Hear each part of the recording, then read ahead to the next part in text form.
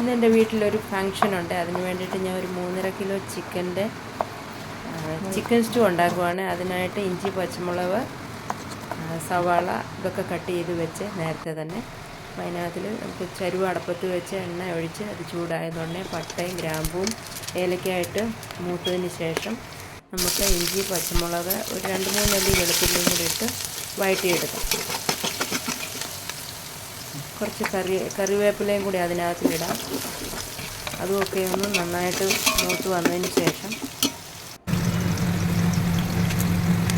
അതിലേക്ക് നമുക്ക് കട്ട് ചെയ്ത് വെച്ചിരിക്കുന്ന സവാള 1 കിലോ എടുത്തിട്ടുണ്ട്. അതിട്ട് വഴറ്റിയെടുക്കാം. അത് നല്ലതായിട്ട് എളുപ്പം വഴന്ന് കിട്ടാനായിട്ട് അതിലേക്ക് കുറച്ച് ഉപ്പിട്ട് വഴറ്റി നല്ലതായിട്ട് എടുക്കുക. അത് കഴിഞ്ഞിട്ട് നമുക്കതിലേക്ക് പൊട്ടറ്റോ ഇടാമേ. പൊട്ടറ്റോ കട്ട് ചെയ്ത് വെച്ചിട്ടുണ്ടായിരുന്നു. അതിട്ട് അത് ഒന്ന് വഴന്ന് വരുന്ന ഉടനെ നമുക്കതിലേക്ക് കുരുമുളക് പൊടി, ആവശ്യത്തിനുള്ള കുരുമുളക് പൊടി ഇടണേ.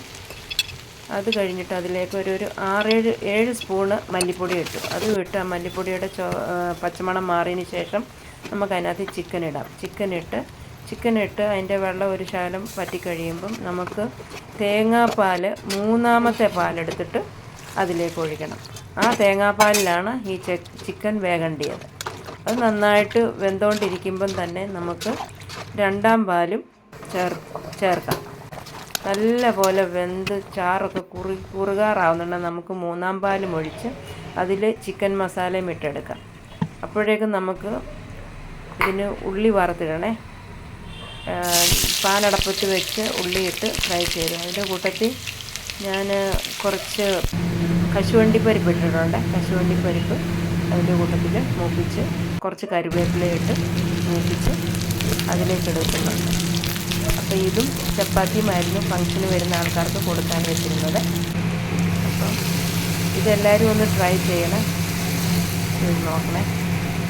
ഇഷ്ടപ്പെട്ട സബ്സ്ക്രൈബും ലൈക്കും ചെയ്യണം.